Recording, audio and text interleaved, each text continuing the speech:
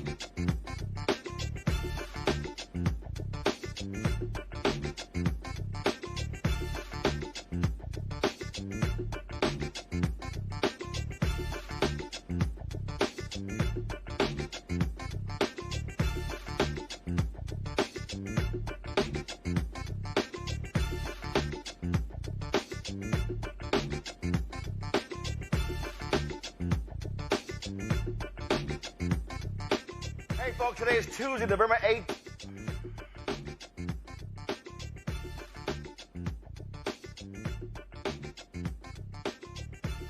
Hey, folks, today is Tuesday, November 18th, 2025. Coming up on Roland Martin Unfiltered, streaming live on the Black Star Network. Breaking news, federal judges, they have told Texas they cannot use the map that they actually voted upon that was said it was a racist gerrymander.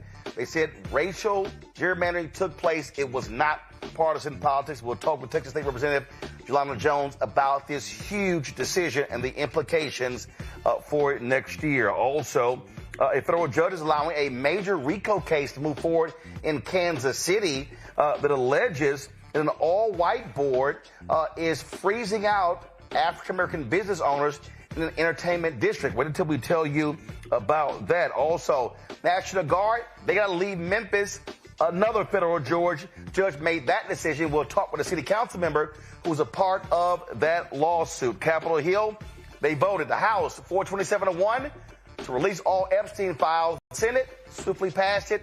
Now goes to Trump's desk for a vote. Speaking of Trump, he literally shamed a reporter on Air Force One. Then he shamed another one in the Oval Office as he defended Saudi Arabia against charges that the prince there was behind the killing of an American journalist. Yeah, that actually happening. Also, Trump's Latino support is crashing. We'll talk to Black political pollster Christophe Towler about what that could mean for next year's races. It's a whole lot for us to unpack. It's time to bring the funk on Roland Martin Unfiltered on the Black Star Network. Let's go. He's got it. Whatever the biz, he's on it. Whatever it is, he's got the scoop, the fact, the find. And when it breaks, he's right on time and it's rolling. Best believe he's knowing. Putting it down from sports to news to politics. With entertainment just for kicks, he's rolling. It's on go, y'all. It's Roland Martin, rolling with Roland now. He's funky, fresh, he's real, the best, you know he's Roland Martin now.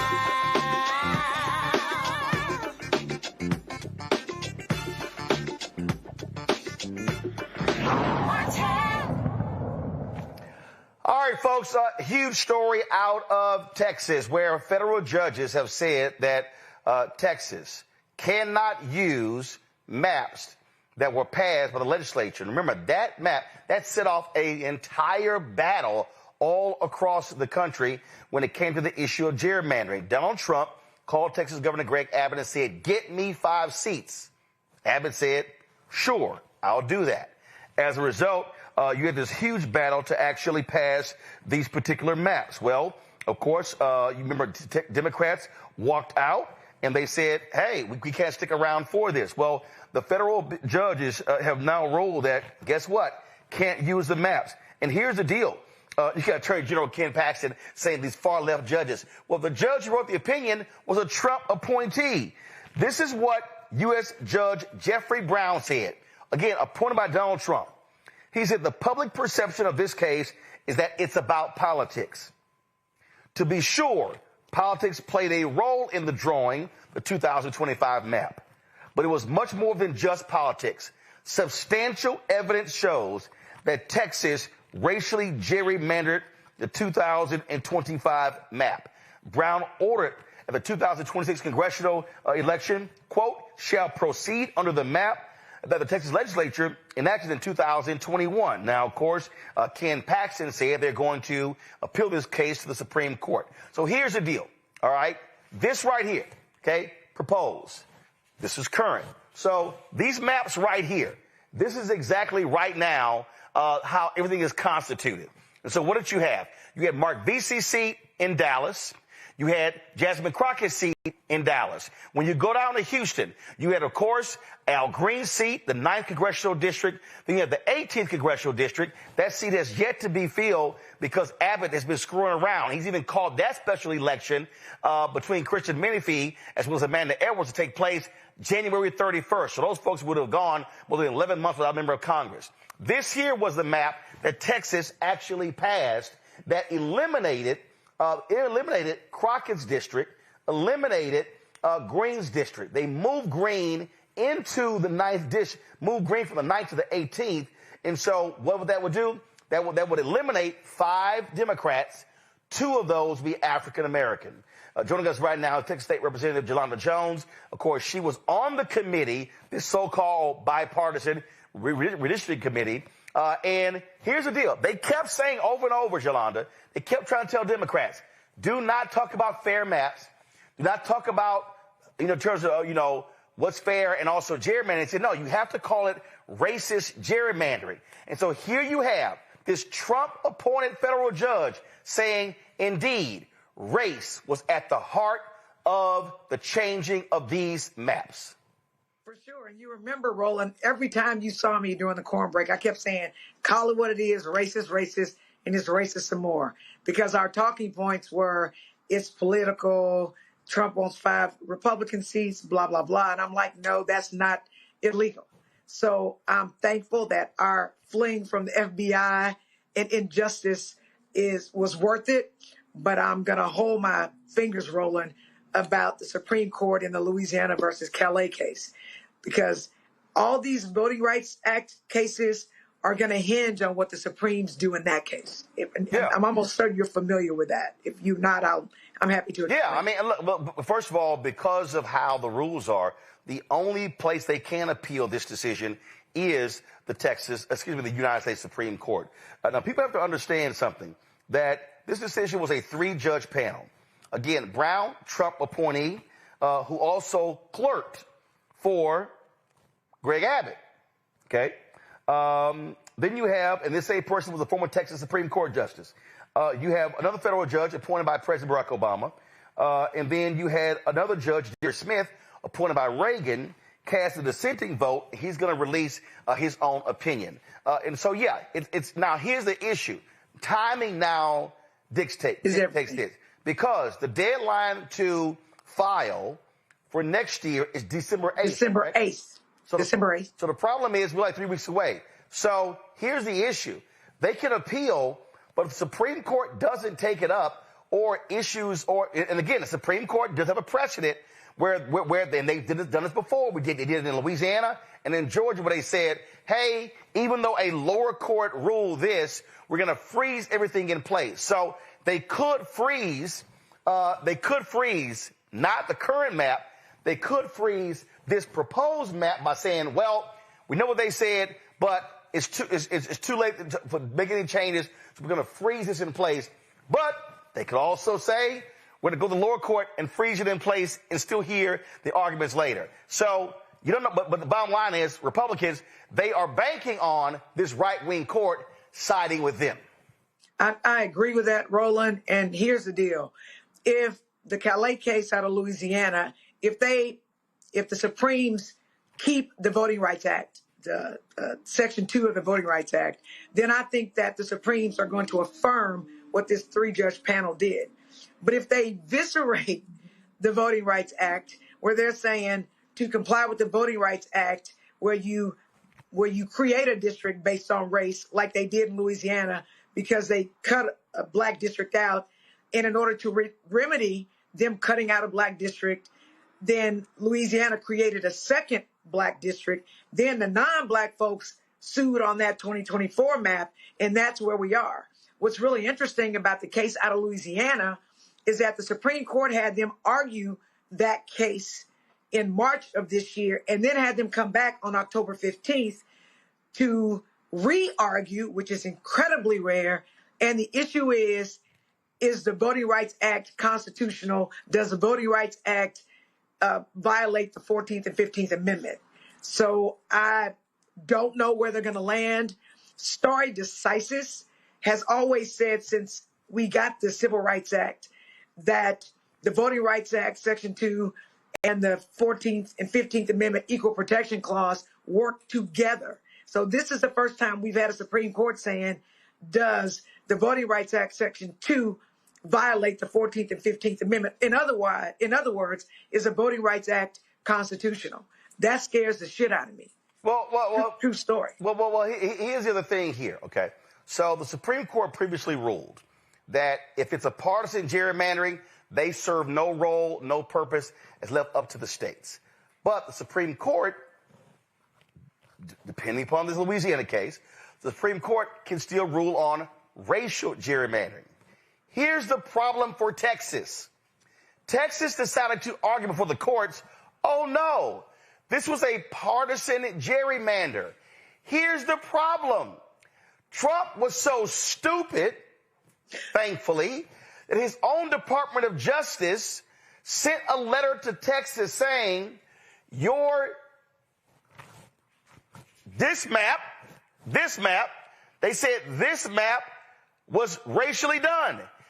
Texas was in court arguing that this map had no racial intent in it. So they were supporting that. So then all of a sudden the letter comes. What then happens? Abbott, in his proclamation calling for a special session, says we have to do this in response to the Department of Justice letter. So this is what Judge Brown said, which is hilarious. Judge Brown literally writes, the governor explicitly, first of all, Brown said, read the Texas Tribune story. Brown said it was difficult to analyze the DOJ letter because it contained, quote, so many factual, legal, and typographical errors. But the fact that the state leaders had pointed to the letter repeatedly as the impetus for redistricting was enough. Quote, the governor explicitly directed the legislature to draw a new U.S. House map to resolve DOJ's concerns. In other words, the governor explicitly directed the legislature to redistrict based on race. In press appearances, the governor plainly and expressly disavowed any partisan objective and instead repeatedly stated that his goal was to eliminate coalition districts and create new majority Hispanic districts. But Roland, you know I was there, right? And you know during the redistricting hearings, I literally said that DOJ letter is wrong on the law. And if you will recall, Roland, at the first redistricting sham meetings, my colleagues were saying that it's based on a DOJ letter, it's based on the DOJ letter, it's based on the DOJ letter. By the time they got to the actual hearing at the Capitol, somebody told them, hey, man, this is actually racist. Y'all now have to say it's partisan. So my colleagues, the Republican ones, at one stage of the game were saying we're relying on the DOJ letter. Right. And then right after that, after somebody said y'all dumb, y'all stupid, y'all racist, then they flipped the script, which all that testimony came out in the hearing. And I kept saying to my Democratic colleagues who did not want to call racism, right. We got to call it racism. You heard me, Roland, say, listen, you got to call it racism. You and I were on the same page. Listen, I talked to Tarrant County Commissioner Lisa Simmons. She said to me that they were at a rally in Tarrant County and they were handed the language to say, and all these Democrats kept getting up there, kept saying, fair maps. And she was like, what the hell are y'all doing? So when she went up, she says, no, these are racist, gerrymandered maps. And you kept saying, hey, dumbasses, if you don't say racist maps, we're going to lose. When we go to court, they're going to use your own words against you. So here's the deal. So Abbott's problem is they use their own words. In fact, this is so hilarious. Abbott released a statement. He said that it was absurd to say the maps were drawn with discriminatory intent. He said the legislature redrew our congressional maps to better reflect Texans' conservative voting preferences, and for no other reason. This ruling is clearly erroneous and undermines the authority of the U.S. Constitution assigned to the Texas legislature by imposing a different map by judicial edict. Dude, you literally put the DOJ letter in your proclamation. He did. But Roland, here's the shit show that is now going on right now. Currently, Congressman Green filed for Texas 18, right? Because in the new maps, 65% of the new Texas 18 came from Texas 9, and it only stayed 25% intact. You cannot file for two separate seats. Right. You can't be on the ballot. So Congressman Green has got to decide, do I come back out of Texas 18, right, and file for Texas 9? Because right now, his Texas 9 is what it is currently. Because if the Supremes come back after it and they say, no, we've changed the Voting Rights Act, it violates the 14th and 15th Amendments of the equal protection of the Constitution, then he's shit out of luck and he's out. He's the person with the hardest decision to make. Well, first of all, let's be real clear. He is a hard decision. Again, everybody watch it. This is the current map. This is the current map right here. Okay? This is the current map. All right? So now so what she's talking about is how things are right now in terms of 5 districts, Democrat, talking about where Green is in the 9th, the 18th, and then, of course, you have the 30th with Jasmine Crockett. Then you got Mark Vesey. You got Sylvia. 33rd. Okay, 33rd. Here's the other problem, y'all. This is the proposed map. So here's the issue. This is the problem. Okay, the deadline is December 8th. So here's a conundrum for Green, but also Crockett. Because Crockett has to decide, well, do I file to run in the new district, which is where Vesey is? Vesey is talking about possibly running for Tarrant County judge. Crockett may run for the United States Senate. And so here's the it's all this stuff going on. So to your point, because you don't know what the Supreme Court's going to do, the limbo is very simple. Will the Supreme Court freeze in place the new Republican map, or will they say, let's freeze in place the old map? That's literally where we are.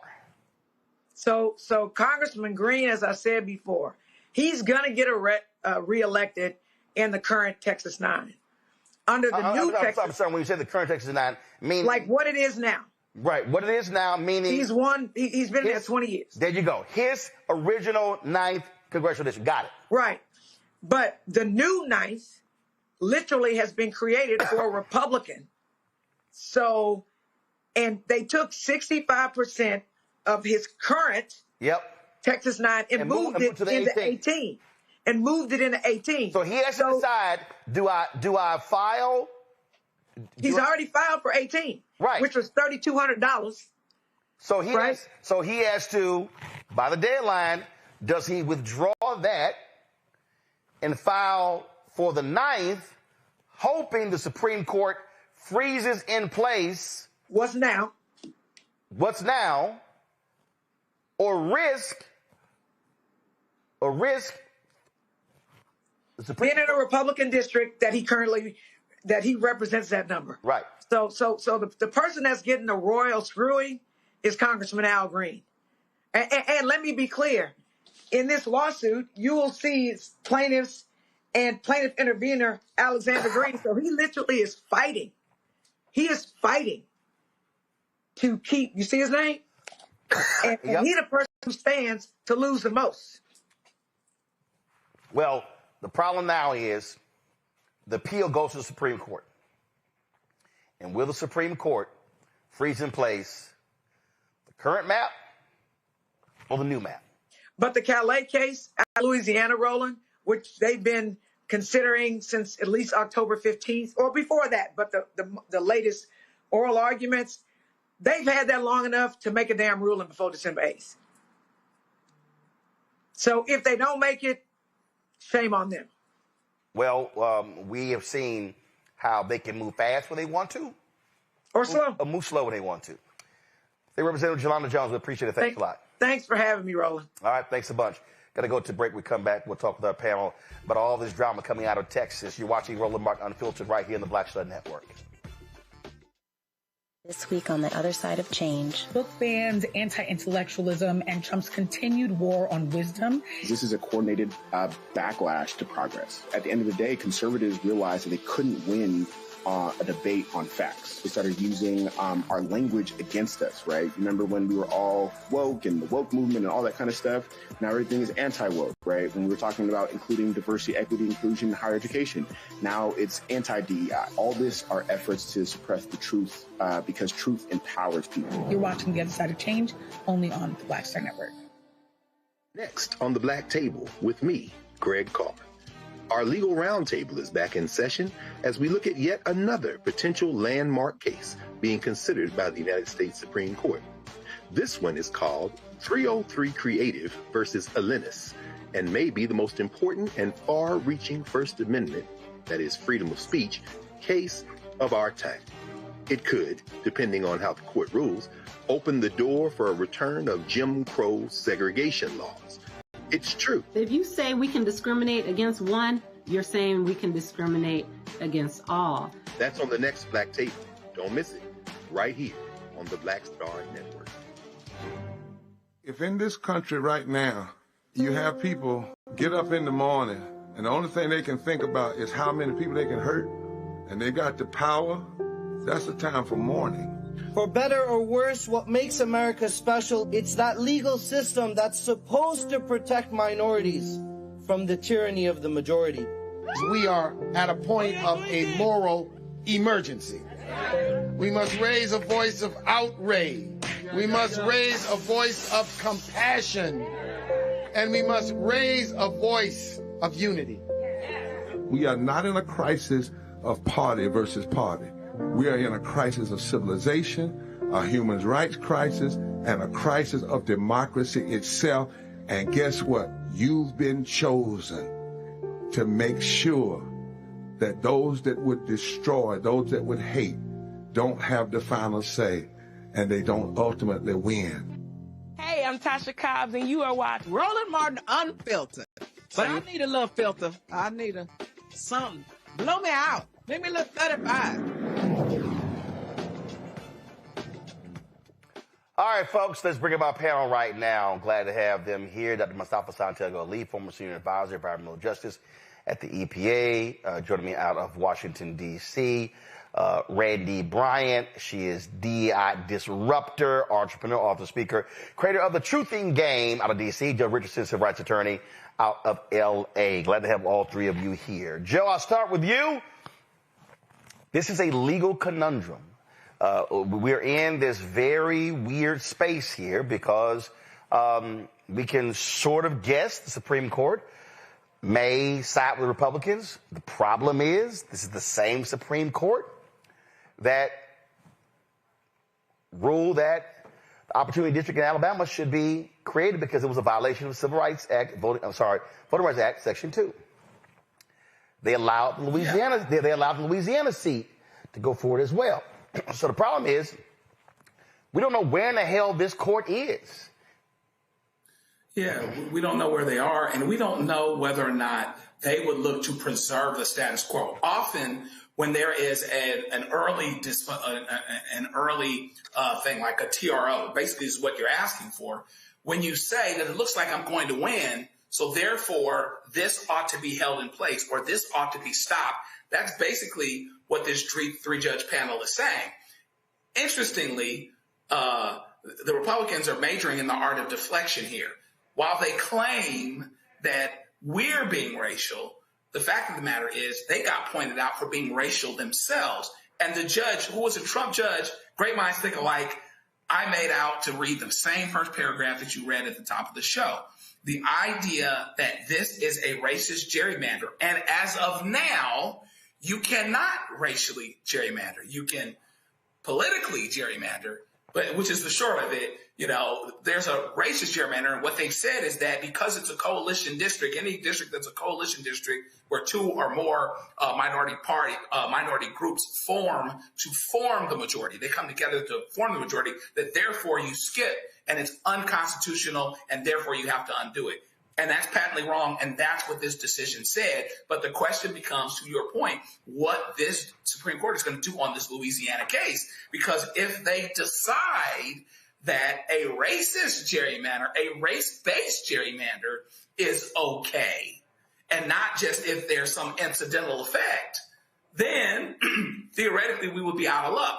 But the worst part about it all, to the point that you're making, is that this Supreme Court has been so inconsistent and so fill in the blank that you don't even know whether they will approach this with the proper amount of measure, right? So that's as important and as dangerous as anything. The idea that they jump to a conclusion, or they jump and ignore so much precedent related to the Voting Rights Act, et cetera. Even if they do that slowly, it's not good news, right?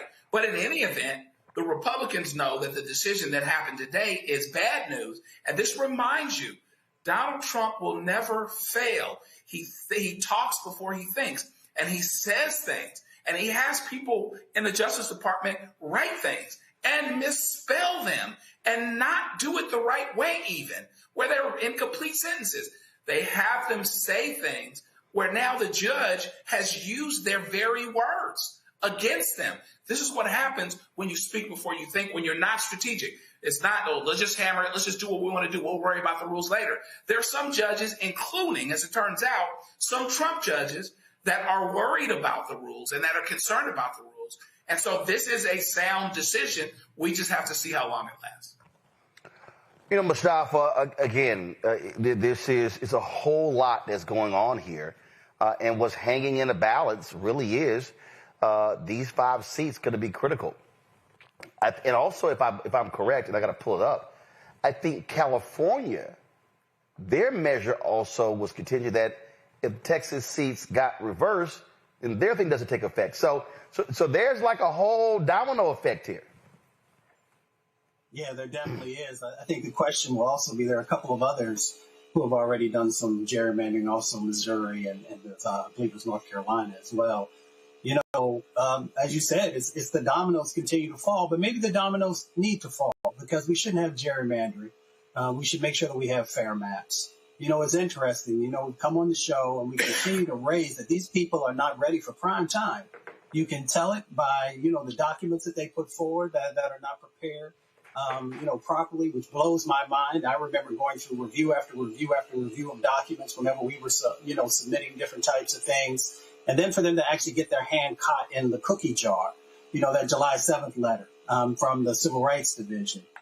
So, you know, that they continue to make mistakes, but we also understand that there are courts that often will, you know, support them, even though they're not bringing forward everything that would normally be necessary. The other thing that I want to say real quickly, Roland, is that, you know, I appreciate not only this show and the Congresswoman who was on and others who continue to make sure that we don't sugarcoat stuff, because when we sugarcoat stuff and we don't call it what it is, Joe just said it, you know, racial gerrymandering is illegal. We got to continue to make sure that we're doing that. And then the last thing is, of course, you know, you had mentioned about the Supreme Court and how quickly they might move. Remember in 2021, that heartbeat law there in Texas, I think it was U.S. versus Texas, was one of those cases that moved rather quickly. I believe it was around 39 days. So folks should still continue to you know, stay focused, continue to push, continue to highlight these injustices that are going on, because nothing is settled until it's settled. You know, the thing that we have to understand here, Randy, is that these are monumental decisions. This is not just about, okay, 5 members of Congress. It's who people are going to be represented by. And we can't overlook that. And when we talk about who they're represented by, that also then impacts millions and billions of dollars. Yeah, absolutely. And it's going to affect, you know, every decision, every household, how people live, the rights that they have. I mean, it's going to have major impact. And if we're really honest, we're really trying to see if these judges are going to show their, do their jobs and uphold the law, or are they going to uphold their allegiance to Trump? I think that's what we have seen a lot in the past. But now Trump is even shaking judges whom he appointed. And I think that he's pushed them too far where they're saying, wait a minute, I do have to uphold the law, and I can't go forward with holding up, you know, what you're asking me to do. And that is making me somewhat happy, but I think it's what's making us also nervous, because are they going to continue in the way that it seems that if we look at the cases the last few weeks, that judges, even judges that he appointed, our past Republican presidents have appointed, are saying this is enough. Let me stand by and uphold the law, or are we going to show an allegiance to the party? And I think that is what is making our stomachs in knots.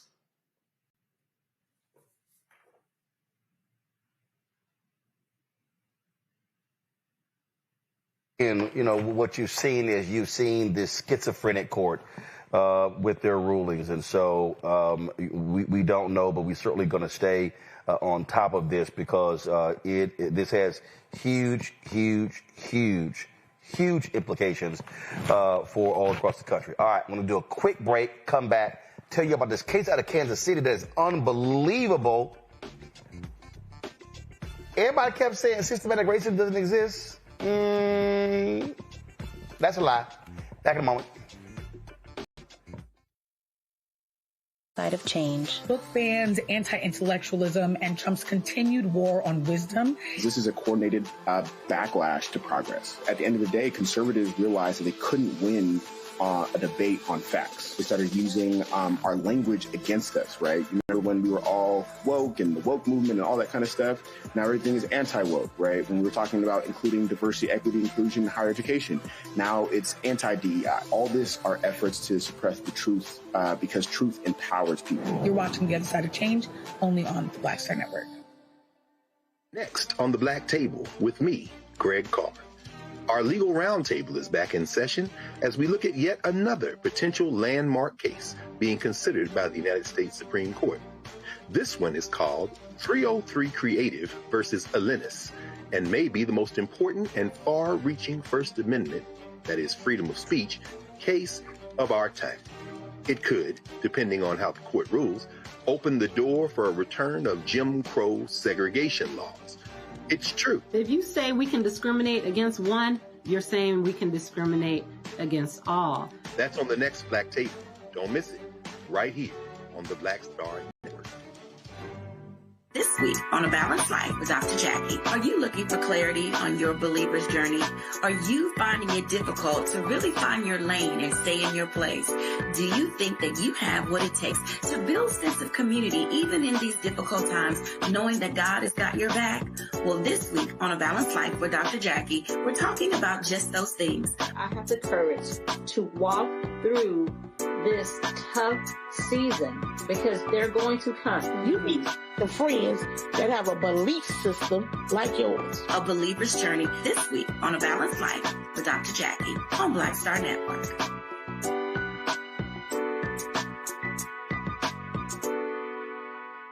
Michael McMillan, President and CEO of the Urban League of Metropolitan St. Louis, and you are watching Roland Martin Unfiltered. A federal judge is letting a major RICO lawsuit move forward in Kansas City against an all-white board that is accused of running Westport's nightlife scene like a racist cartel.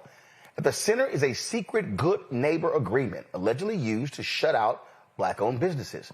Audio recordings show board members threatening owners who wouldn't comply. The lawsuit says they even kept a banned playlist targeting popular black artists. Judge Roseanne Ketchmark now says there's enough evidence of a coordinated discriminatory conspiracy to proceed to trial. Attorney Cecilia Brown, who filed the lawsuit, joins us right now. I'm glad to have you here on Roland Martin Unfiltered. Thank you so much for having me. What the hell? That is precisely what I said. What we have in front of us is a racketeering scheme. I have myself come into contact with at least 5 businesses who have been victim to this racketeering scheme. Right now, I represent 2, Euphoric LLC and the Source LLC, and my partner, Stephen Williams, represents Unique LLC. Okay, so how long has this been allegedly going on?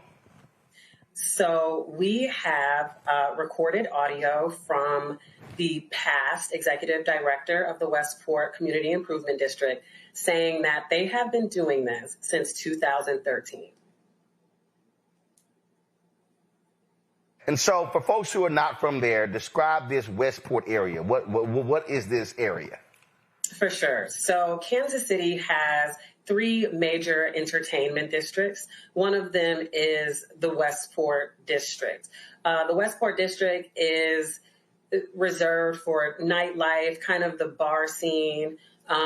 That's where the popular clubs would be. The other entertainment districts are more like shopping and different concert venues. So the Westport district is located near Midtown of Kansas City. It is quite literally the midpoint of where every community kind of converges.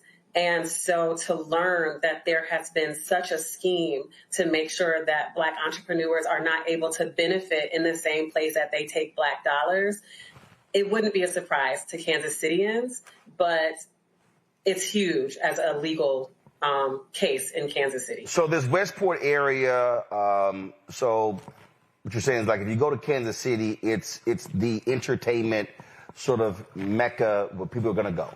And I'm assuming it gets lots of black consumers. Absolutely. Like I said, it is located basically at the convergence of all of the communities there. It has a ton of Black consumers. Westport is actually one of the only places that you can go to if you don't want to have a stuffy nightlife, if you actually want to be entertained in Kansas City. Unfortunately, there have been known efforts to make sure that Black patrons stay out, including having a banned list of DJs who can play there. All of them are Black DJs, a banned list of Black artists who can play, including names like Beyonce, Drake. These are people who are constantly in the top 10 to ban those type of artists and citing, that they incite violence. It is quite frankly the dog whistle that it sounds like. So first of all, how long has this Westport area been around? That's a great question. So this Westport area has been around since the 1800s. In fact, one of the businesses still located, still located in Westport, used to sell and auction enslaved Black people. That's some rich history there. And you're representing several business, but how long have other business owners complained for years about not being able to get in here? So one thing that we're finding is that there have been many complaints, not just with Black business owners who have not been able to obtain a lease or sustain a lease. That's been going on for years. But as we're going through the discovery, what we're finding is that other businesses also feel like they were forced to sign this good neighbor agreement, either by extortion, bribery, or coercion. We also believe, based on the discovery that we have, that agents of Kansas City have been involved in this racketeering scheme as well. So this is really far-reaching. It really is. It's unfortunately what we know to be how systemic racism continues and grows. You have the ultra-wealthy who don't want to have to share or split their money with people that they deem unworthy. And you have systems in place who have agents in them who are going to give preference to those ultra wealthy, who all under the guise of we're keeping Kansas City safe. Even though Westport Entertainment District has been the scene of so many murders in Kansas City. Based on what these defendants are saying, they would be blaming that on Black people, but not one Black business owner is occupying one of the 251 businesses out there, and they've made sure of that. Wow. Questions from my panel. Joe, you first. Wow, this is unbelievable. I've got family in Kansas City, so a lot of connections to the city. This is excellent work. I have a two-part question. One question is the extent of the relief that you're looking for. I assume it's probably both monetary and injunctive. And then the other thing I'm wondering is this a revelation to people in Kansas City? Or is this something that it's like, well, okay, looks like the game is up, looks like the jig is up, versus them really not knowing that this was going on and that this was always going on behind the scenes? How informative is this for people that have been there for years and years and years? Thank you for those questions. So first, this is not a revelation to the people in Kansas City. If you look at any of the thousands of comments that have been left on different media websites about this, Black people and brown people know that this is what's going on. I think the revelation is coming to those property owners and those CID members that someone is finally standing up and having the resources to fight back. As to your other question, you are correct. We are obviously going for monetary damages, but also injunctive relief. Right now, we are in the appeals process on a TRO that we have had a hearing about already on October 6th. The judge, in our opinion, failed in her duty to correctly analyze the law. So we are currently appealing in the 8th Circuit. Wow, great, thanks. Randy. Hi, thanks for being here. I sadly have heard of cases like this in other towns. And so what I'm wondering, is there a case history that you're referencing where we have seen other Black and brown businesses blocked out of the area and they have successfully worked to resolve that issue legally? Thank you for your question, Randy. So I have not personally seen another case that quite mirrors the facts of this case. However, what I am relying on is the well-known knowledge of restrictive covenants and redlining. This is just a repeat of that. What oppressors do is nothing new. The game is always rigged in the same way. And so that's what we're comparing this to as of now. Thank you. Mustafa. Yeah, well, again, thank you for everything that you're doing. You know, I was listening and I was thinking this is like a 21st century burning down of Black businesses without the fire.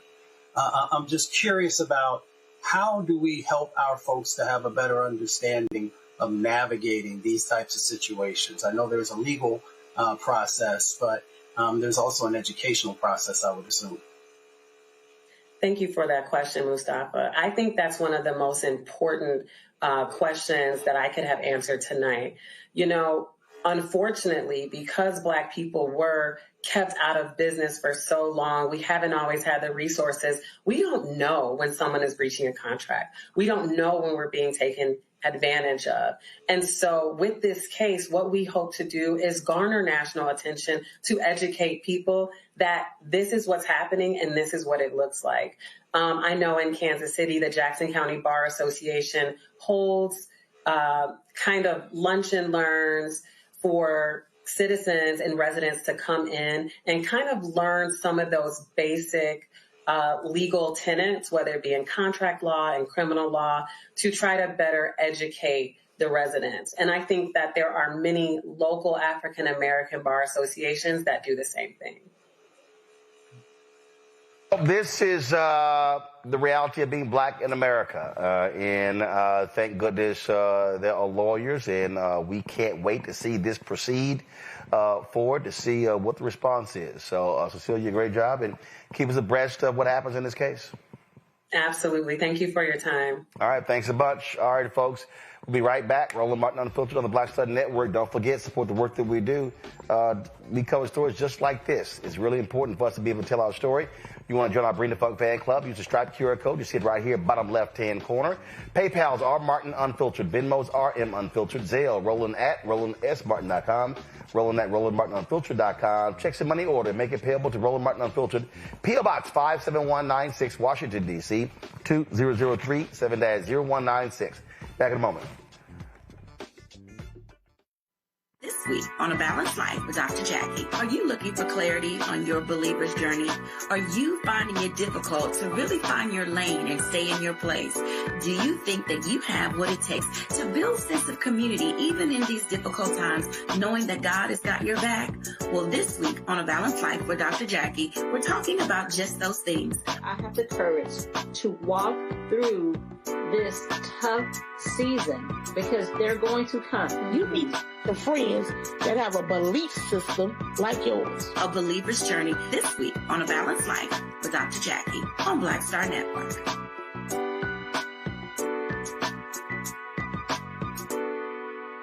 Said the quiet part out loud.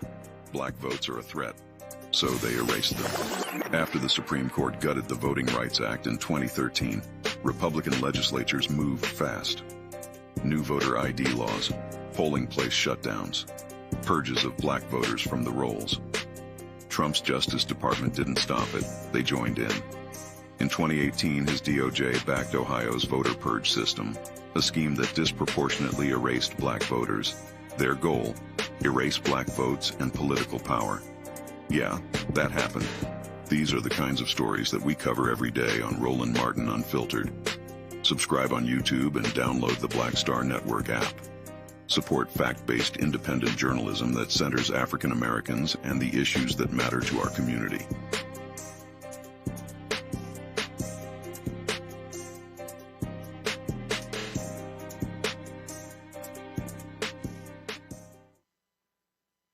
Next on the Black Table with me, Greg Carr. Our legal roundtable is back in session as we look at yet another potential landmark case being considered by the United States Supreme Court. This one is called 303 Creative versus Alennis and may be the most important and far-reaching First Amendment, that is freedom of speech, case of our time. It could, depending on how the court rules, open the door for a return of Jim Crow segregation laws. It's true. If you say we can discriminate against one, you're saying we can discriminate against all. That's on the next Black Table. Don't miss it. Right here on the Black Star Network. Violent white supremacy is, quote, the most persistent and lethal threat in the homeland. The greatest terrorist threat to the homeland is the homegrown violent restraint, including hate crime committed on behalf of some kind of white supremacist ideology. They are coming after everything in Black America. MAGA and Donald Trump are specifically targeting Black America. They are going after the money. Attack Black Lives Matter. Attack critical race theory. Attack DEI. MAGA wants to defund Black America. This is a perfect example of their desire to completely degrade and de-emphasize Black people.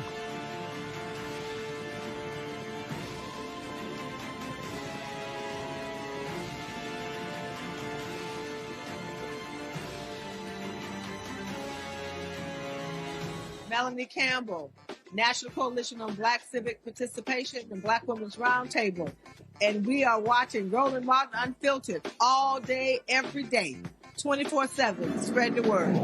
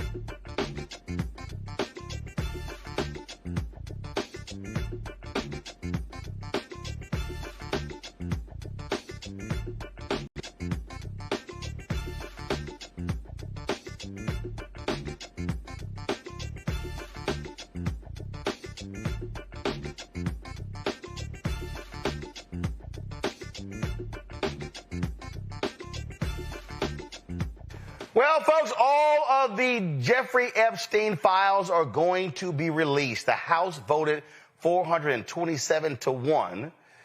It was hardcore Trump supporter Clay Higgins who was the one claiming he voted no because it did not offer enough protections for the victims. Well, and the way the Senate ruled, like literally the moment it went to the Senate, it automatically passed. It wasn't even a vote. Now it goes to Trump to sign. He said he's going to sign.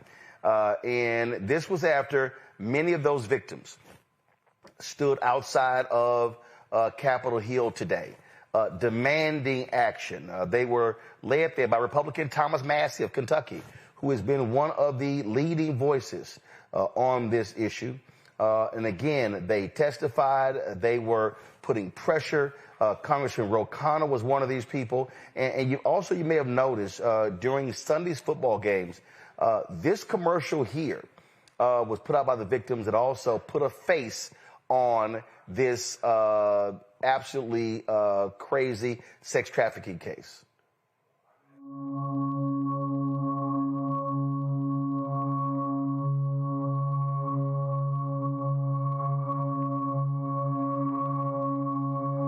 I suffered so much pain. So much pain. So much pain. I suffered so much pain. I was 14 years old. I was 16 years old. I was 16. 17. 14 years old. This is me. This was me. This is me. When I met Jeffrey Epstein. This is me when I met Jeffrey Epstein.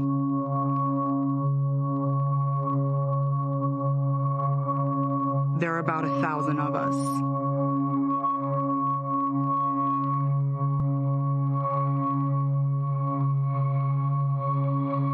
It's time to bring the secrets out of the shadows. It's time to shine a light into the darkness.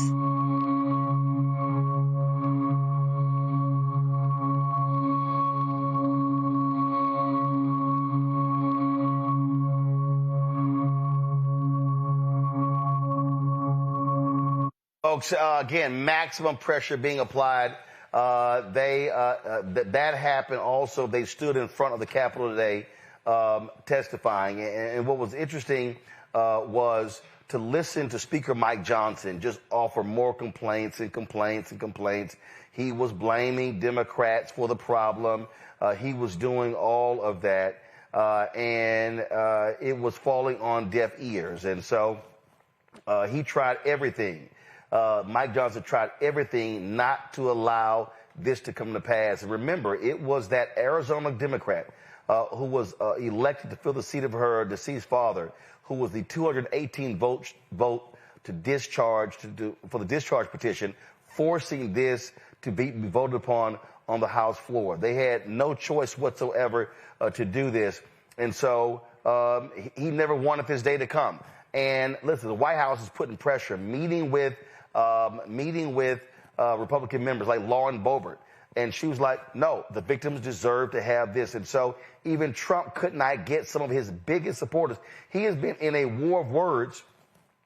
He's been a war of words with Marjorie Taylor Greene over this issue. I mean, this has been an extremely contentious battle for some time. And I tell you, it turned into a bipartisan deal. And Trump and the Republicans did not want these files to be released. Not sure why, but they did not want them to release. Here's one of the Epstein survivors speaking today. And for too long, truth has been buried, survivors have been silenced, and powerful people have been protected. And today we stand in a moment that will decide whether our government still belongs to the American people or to those who prey on them.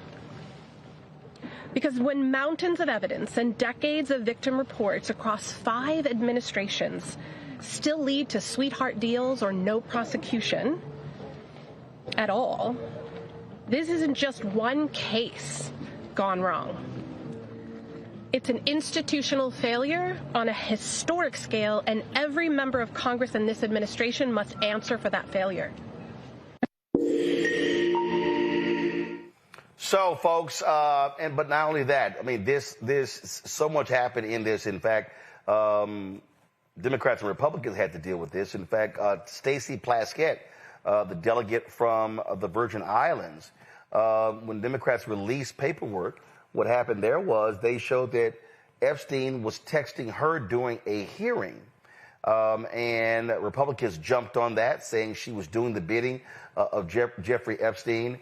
She took to the floor today to explain her position, what happened. I'm going to find that clip for you in a second. But it really was an unbelievable day as the House and the Senate had to vote on this particular issue. And so give me one second. So here we go. Here's the actual moment of Plaskett speaking and addressing her critics on the floor of the U.S. House. Watch this here. I first want to give you all a sense of what was happening that day. Everyone knows at that hearing in February, the entire country was watching. As Michael Cohen decided he was going to finally give up information about what was happening in the Trump world, the Trump enterprise. And at the beginning of that hearing, the ranking member, Jim Jordan, had the disrespect to Elijah Cummings, may he rest in peace and his name be a memory, after not allowing Mr. Jordan to shut the committee hearing down. And I turned to Mr. Jordan and told him to have respect for the chair and to basically shut up. And that moment went viral. And I began to get innumerable texts from friends, from foes, from constituents about what was happening in that hearing. And I got a text from Jeffrey Epstein, who at the time was my constituent, who was not public knowledge at that time that he was under federal investigation, and who was sharing information with me. Now, I heard recently from someone that I was seeking advice from him. Let me tell you something. I don't need to get advice on how to question anybody from any individual. I have been a lawyer for 30 years. I have been a narcotics prosecutor in New York City. I have had the honor of being a political appointee at the Justice Department after September 11th as a Republican appointee in the Bush administration. I know how to question individuals. I know how to seek information. I have sought information from confidential informants, from murderers, from other individuals, because I want the truth, not because I need them to tell me what to say. And if you look at the transcript, you will see that I questioned Michael Cohen for 5 minutes. The Washington Post only shows you 30 seconds and takes from it one individual's name that I got from Jeffrey Epstein and didn't know who the individual was, and put that individual with a host of other individuals that I felt the committee should subpoena. They've never been subpoenaed. They've never been questioned. Wild day on Capitol Hill. Randy, what say you about what took place today? Why Republicans fought real hard for these files not to be released. You don't fight that hard unless you don't want some stuff revealed to the public. We all know what's in the files now. They made it very obvious that there is certainly some information that they do not want us to know. I mean, how long did they prolong that Arizona's her getting sworn in? I mean, was it 3 weeks? I mean, it seemed illegal how long they took. So as they're scrambling and we see Trump falling apart. I mean, well, I know we're going to talk about it later about him calling the reporter a piggy. I mean, he's losing his mind. Clearly, he is stressed out and doesn't want what's in those files to come out. What I was thinking when I was seeing those women speak today is that I am shocked when you see people like Megyn Kelly and all of these people who are continuing to support white supremacy and not protect those who are the most innocent in this world. I mean, if you wouldn't think that we would care about anybody, you would think that we would protect children. And here we have this huge sex trafficking ring, and you have these men who are white men who are extremely powerful that have gotten away with this for decades now. And it's shocking to me, all of the people who are still fighting to protect these men, these criminals. And that is what is sad to me, what we're witnessing now. But it also shows the power of white supremacy and who will work to keep it alive and keep it strong, regardless of who suffers. And so when you have women like Megyn Kelly, who's looking at these victims and not feeling sympathy, but starting to split hairs and say, who really looks like a child? Oh, she was 14 or 15, not really 5. That's when you're really seeing how dependent people are on this sick system that exists. It was unbelievable, Mustafa. And as you heard the woman say, 5 administrations, 1,000+ women. Really? Well, first of all, muchas gracias to Congresswoman Grijalva. We appreciate you and the vote that you casted, along with all the others. You know, it's really interesting. You know, we've had predators who have been allowed to roam free for decades upon decades now, never allowing, you know, these young girls to move out of sort of the hellish situation that they've had to deal with after they were assaulted. And, you know, we've got this, we forget that folks need to be able to heal, and for you to be able to heal means that you have to be able to have justice. And that's what they've been asking for. They've been asking for folks to put a spotlight on this. They've been asking to make sure that people are brought to accountability who took advantage of them, who raped them, the pedophiles, all these different types of folks. And Randy laid it out. It is about power and privilege, being able to escape, you know, from the law. Because, you know, yes, Jeffrey Epstein and his partner were arrested after a long, long time. But there may be thousands of men who are out there who are still walking these streets. So we should be very clear about what sex trafficking is, how it impacts folks, and that it has to be addressed. It doesn't matter if somebody is a billionaire or a millionaire, or if there's someone who's driving a bus. If you're a part of those types of things, then you have to be brought to justice. Joe? Yeah, I mean, and now this is the next battleground. The next battleground is now to make sure that everything that's supposed to come out comes out, and it's not clouded under the guise of an investigation. Well, this part is under investigation, so this can't be released. I think that there are people that are going to know if something is missing that's not released. And at the risk of oversimplifying it, how do we know? If nothing negative towards Trump is released, we know that they've cooked it. We know they cooked the books because they were fighting entirely too hard to keep this thing from being released, because they knew that some of the milk wasn't white and that he wasn't going to look good if the truth actually came out. So now we've just moved to the next frontier.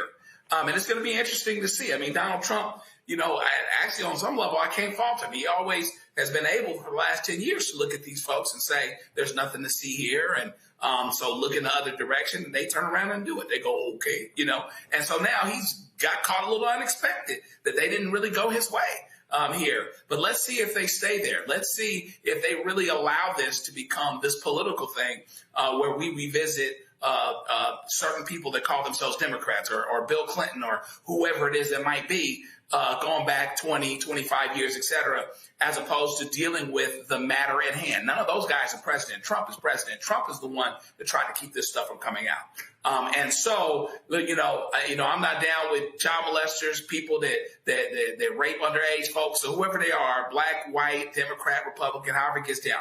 Get them all. But you'd be crazy to think that this doesn't, on some level, include Trump in a way that they've been trying to shield and hide. So hopefully we stay on the work here, stay on the attack here, stay on the aggressive side as it pertains to making sure everything that's supposed to come out actually does. All right, folks. Let's go to Memphis. The Tennessee judge temporarily blocked the deployment of the National Guard in Memphis, ruling that Governor Bill Lee exceeded his authority. Davidson County Chancellor Patricia Head Mosky issued the injunction, but paused it for 5 days to allow for an appeal. Although the National Guard deployment has been halted, federal agents from the FBI, ATF, and DEA will continue their work in Memphis as part of a broader crime-fighting effort. Joining us now is one of the plaintiffs in that, Memphis City Councilman J.B. Smiley. Glad to have you on the show. Thank you. What was interesting to me is the fact that you and others said we should fight this, but there were other city leaders who capitulated. Why? Yeah. I think, some of the leaders have a hard time pushing back against an administration who seems to control the courts. But my position has always been, just because the fight is difficult doesn't mean you need to bow down. I'm in the position, or the position, that we're going to push back against any type of administration who try to subject us to military occupation. Just because it's difficult doesn't mean we shouldn't get into the fight. And absolutely. And listen, y'all are elected to lead. There are local leaders, there are state leaders, there are national leaders, and for Trump to run roughshod over the duly elected representatives of Memphis and other cities is shameful. Yeah, I just think some people are always concerned about potentially losing resources if you fight the federal government, if you fight the state. But I always have to remind folks, they meaning the state, have consistently given Shelby County the least. And if you're concerned about losing resources, it's not going to be much to lose. They have an obligation to give us the resources they give us, but they're not going to give us more. And I've been consistent about this since 2023 or 2024 when we fought the state as it relates to gun reform. They said they're going to take resources from our communities, but they have consistently done the least. And we're going to continue to fight them when it comes to skirting the law or subjecting us to a military occupation. I think it's our moral obligation to do that. Listen, I get the fear of losing resources, but I say the greater fear is when you lose credibility and when you lose your power. When you talk about the loss of civil rights, the loss of legal rights, that stuff matters, because when you let someone take, in one instance, they will continue to take. And I think the another concern should be, why, if we allow them to continue to open this door to skirt the law while they're targeting Hispanic people today, the very next people they're going to target, people who look like me. And I think we have to fight against injustice right now. We are freedom fighters in the city of Memphis. I just wish some of our elected leaders will understand that if we don't fight now, we've already lost the war that's soon to come. Absolutely. Questions from my panel. Mustafa, you first. Yeah, well, it's good to see you. Thank you for everything you're doing for the country. Could you be clear with folks? Is there a rebellion or an invasion happening in Memphis? Absolutely not. As a matter of fact, from September of this year, from January to September of this year, crime was at a 25-year low. We've invested in group violence intervention programs, and we saw successes. What you see now is the Memphis State Task Force and the National Guard and the federal government trying to come into the city of Memphis and claim that they've done something great. And all they're doing is piggybacking off of the efforts of our local law enforcement. Our duly elected officials should be stepping up and say, you're not going to take credit for the work that we've fought hard to do. And we're not going to subject us to this type of a very aggressive, authoritarian type of leadership. We're not going to bow down to them. We will not. Joe? Hello, sir. Tell us about the discussions that you've had with local law enforcement. This is happening everywhere, and the discussions I've had with local law enforcement here in California are like, whether it's ICE or whether it's, we don't have the problem with the governor per se, but anytime there's a militarization of a local area, it seems to uproot and undermine the goodwill that good law enforcement folks are really trying to put in the ground for those rainy days when they need to be trusted, when they need to be believed, which is all the time. Are you having those same kinds of conversations with local law enforcement? And if so, what are they saying?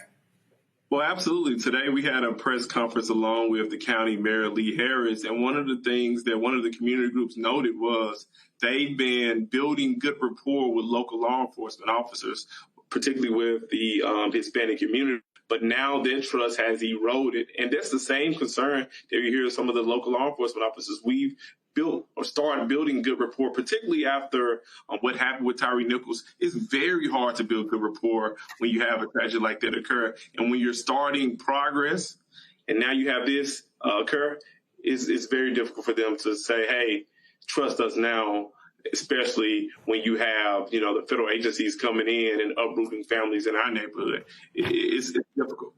Randy. Thank you so much for fighting back. I appreciate your courage. How are the residents doing? Like, how are they responding to the National Guardsmen being there? Being in D.C., we saw people actually on the streets fighting back and not being, confrontational with the National Guard, but very much being clear that they did not want them there. Are you seeing that in Memphis? Yeah, in the city of Memphis, a lot of our residents have humor. We do something called checking. You will see residents going out, making fun of the National Guard being here. But you also see community members taking a very serious approach, saying, why are you here? What are you doing? What benefit do you provide for our community? You have business owners concerned, say, hey, we don't want the National Guard here. Particularly if you talk about the small businesses in the areas in which the National Guard are walking, I won't say patrolling because they don't have policing power, but walking around, with show of force, they're hurting businesses in our community. I'm almost as concerned as I was during COVID when the businesses were shuttering.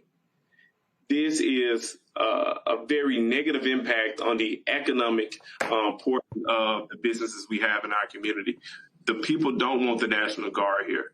And I don't care what the folks outside of Memphis saying, but if you talk to residents of Memphis, they're not talking about we want the National Guard. They're saying goodbye, good riddance. Don't let the door hit you when you leave. All right, then. Well, Councilman Smiley, we certainly appreciate it. Congratulations on this suit. We'll see exactly what happens if there's an appeal and what's the next steps. We're expecting an appeal real soon, but we'll be fighting. All right. Thanks so much.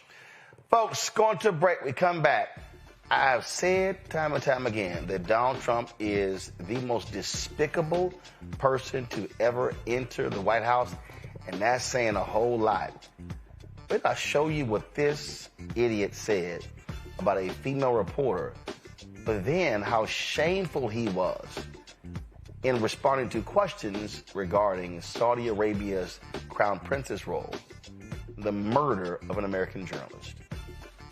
You're watching Roland Martin Unfiltered right here on the Black Star Network. They said the quiet part out loud.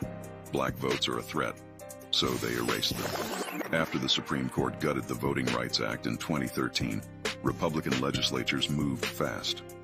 New voter ID laws, polling place shutdowns, purges of black voters from the rolls. Trump's Justice Department didn't stop it. They joined in. In 2018, his DOJ backed Ohio's voter purge system, a scheme that disproportionately erased black voters. Their goal, erase black votes and political power. Yeah, that happened. These are the kinds of stories that we cover every day on Roland Martin Unfiltered.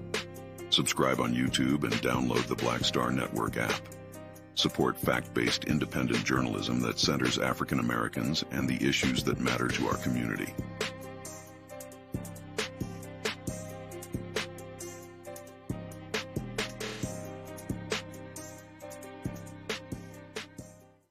If in this country right now, you have people get up in the morning and the only thing they can think about is how many people they can hurt, and they got the power, that's the time for mourning.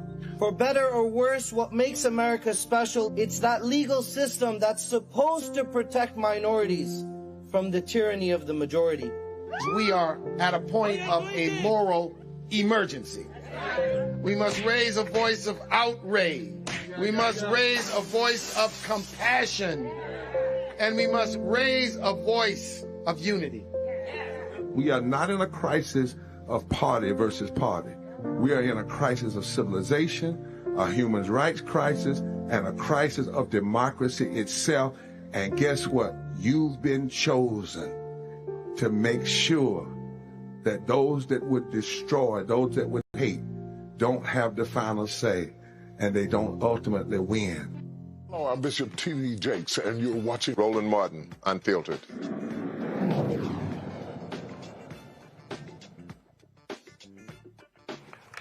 Donald Trump called a Bloomberg News reporter, Catherine Lucy, a piggy during a tense exchange aboard Air Force One on Friday. Look at this ingrate. So he dictated a couple of memos to himself to be bring. You're going to find out what did he know with respect to Bill Clinton, with respect to the head of Harvard, with respect to all of those people that he knew, including J.P. Morgan chiefs. Yeah, Jennifer, go ahead. Incriminating in the file, Venezuela, sir. Quiet. Venezuela, sir, you've had a lot of meetings on Venezuela. I know you can't tell us what your next steps will be, but can you say... So he dictated a couple of memos to himself to be bring. You're going to find out what did he know with respect to Bill Clinton, with respect to the head of Harvard, with respect to all of those people that he knew, including J.P. Morgan chiefs. Sir, yeah, Jennifer, go ahead. Incriminating in the file, Venezuela, sir. Quiet. Venezuela, sir, you've had a lot of meetings on Venezuela. I know you can't tell us what you're... Piggy, do you know how despicable this man is? In fact, that was the video. This is what it looked like, a photo of the incident.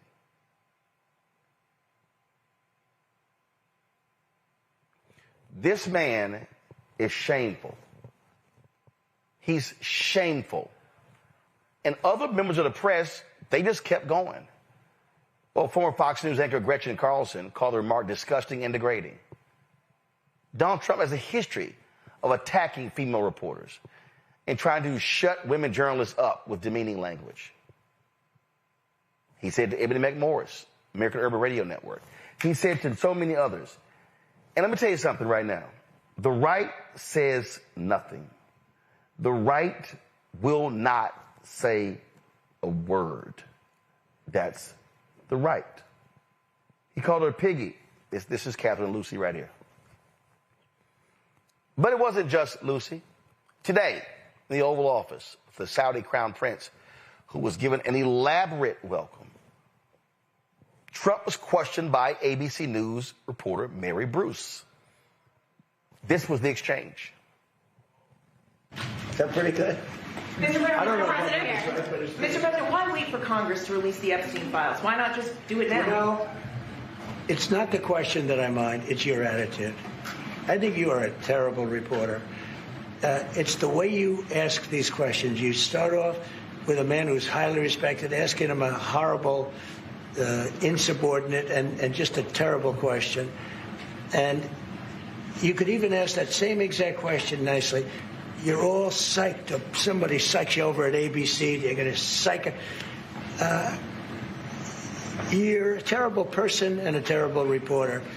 As far as the Epstein files is, I have nothing to do with Jeffrey Epstein. I threw him out of my club many years ago because I thought he was a sick pervert. But I guess I turned out to be right. But you know who does have? Bill Clinton, Larry Summers, who ran Harvard, was with him every single night, every single weekend. They lived together. They went to his island many times. I never did. Andrew Weissman, I hear. All these guys were friends of his. You don't even talk about those people. You just keep going on the Epstein files. And what the Epstein is a Democrat hoax to try and get me not to be able to talk about the $21 trillion that I talked about today. It's a hoax. Now, I just got a little report, and I put it in my pocket, of all the money that he's given to Democrats. He gave me none, zero, no money to me. But he gave money to Democrats. And people are wise to your hoax. And ABC's, your company, your crappy company, is one of the perpetrators. And I'll tell you something. So why not just sign it down? I think the license should be taken away from ABC because your news is so fake and it's so wrong. And we have a great commissioner, the chairman, who should look at that, because I think when you come in and when you're 97% negative to Trump and then Trump wins the election in a landslide, that means obviously your news is not credible and you're not credible as a reporter. So I've answered your question. You should go and look at the Democrats who received money from Epstein, who spent their time. Larry Summers was with him all the time. Abusive, gross, despicable. Mary Bruce, this is Mary Bruce. She was doing her job. See, what he can't stand, he cannot stand when women challenge him. It drives him crazy. And so he reversed to be this abusive ogre, just being this absolute despicable individual. And see, folks, what we also saw took place today in the Oval Office, because the question that she asked before that dealt with the role of the Saudi crown prince in the brutal murder of Khashoggi. Now here's what's crazy. The American intelligence came to the conclusion that he ordered the brutal killing of Khashoggi. And guess what happened? Did he answer? No. No covered for him? Trump, listen to this. Is it appropriate, Mr. President, for your family to be doing business in Saudi Arabia while you're president? Is that a conflict of interest? And Your Royal Highness, the U.S. intelligence concluded that you orchestrated the brutal murder of a journalist. 9/11 families are furious that you are here in the Oval Office. Who are you with? Why should Americans Who are you with? And the same to you, Mr. President. Now, who are you with? I'm with ABC News, sir. You with who? ABC News, sir. Fake news. ABC fake news. One of the worst in the business. But I'll answer your question. Thank you. I have nothing to do with the family business. I have left, and when I've devoted 100% of my energy. What my family does is fine. They do business all over. They've done very little with Saudi Arabia, actually. I'm sure they could do a lot. And anything they've done has been very good. That's what we've done. We've built a tremendous business for a long time. I've been very successful. I decided to leave that success behind and make America very successful. And I've made America more successful by far than it ever was, and that it ever could have been, no matter who was president. There would be nobody bringing in $21 trillion, that I can tell you right now. As far as this gentleman is concerned, he's done a phenomenal job. You're mentioning somebody that was extremely controversial. A lot of people didn't like that gentleman that you're talking about. Whether you like him or didn't like him, things happen. But he knew nothing about it, and we can leave it at that. You don't have to embarrass our guest by asking a question like that. Embarrass our guest by asking a question like that. Mustafa, is he a grown man? Can he answer for himself? He can most definitely answer for his own self. He helps to run a major country, so he can definitely speak for himself. It's I've watched a lot of presidents. I advised a couple of them. I don't think that there were any in the past who would ever even come near to this type of a situation of having an American citizen who's been killed, and then you defending and uplifting someone who may have had something to do with it. So we're living in this really like alternative universe almost whenever you walk into, or the cameras go into the White House, and the things that you see them say and do. It makes you really understand that, what was it Michael Jackson said, they don't care about us. They truly don't care about any of the American citizens that are out there. They don't care about we the people. They don't care about any of those things that we often think that most folks who sit in that important seat would actually do. But it also sends a message to dictators across the planet that you can literally do anything, and you still can have a place with this current administration if you are willing to invest enough. You heard him kept talking about trying to get him to say that he was going to invest $1 trillion. I think he was up to like $600 billion. First of all, yeah, so Saudi Arabia is going to invest $1 trillion. Saudi Arabia's GDP is 1.1 trillion. They're not going to invest $1 trillion. He is such a damn. I keep telling people he lies about lies. Well, this is true. We all know that. But the American people sometimes are not paying attention. People are busy working and doing other things. And that's why you got to bring this stuff forward, because this is a very dangerous situation. Again, it's the message that you're sending to others across the country. You see it sometimes in the way that he will uplift Putin, and then they might get into a small disagreement. And then, he'll back away for a second, but he always comes back to these dictators who do this not just egregious things, they do these deadly things across the planet. So folks just need to pay attention. But, elections have consequences. And when you put an individual like this into the White House, unfortunately, these are the types of things you're going to get. And Randy, we know his ass lying about business interests in Saudi Arabia. We know he lying. He is the most corrupt. He is pimping the Oval Office for everything. Oh, absolutely. He's conducting business and making himself a very, very rich man, and his family rich. And journalists have always served such an important part in making America run. They are the ones who bring out the truth. They hold our leaders accountable. And so because we have a crook in charge, a felon in charge, he does everything in his power to silence the journalists, the ones who are courageous enough to ask him the hard questions, the ones that he can't answer, the ones that he doesn't want to answer. He silences them, and he silences them by either insulting them directly or bullying them and just saying that he's going to ensure that they're, that they lose their licenses and things. And I don't see how people can't see this. The only news source that he seems to really believe in are these Republican pundits, our Fox News, faux news, that will not tell the truth, that will not challenge him, and would allow him to run amok. And so we have no one to hold this idiot, this toddler, this felon accountable. And so I am constantly shocked. I think one thing that has really disappointed me is how weak collectively people are. I see why they miss Black people from being in the streets, because I am shocked that people will sit there in silence as he berates and puts down other people like he is like a 4-year-old on a playground, and everyone just sits there and allows it to happen. I've never seen where you beat a bully by just staying quiet. And bravo to these 2 female journalists who are still going out there and trying to hold this idiot accountable. Joe? Yeah, and of course this strikes a chord with a daughter that's a journalist that wants to do politics. So I always tell her, hey, just be tough and keep coming at it, because they might not always like you. Hopefully he ends up being a bit of an anomaly. But it's crazy when, he's got a thing with women that seek to hold him accountable. I don't think there's any question about that.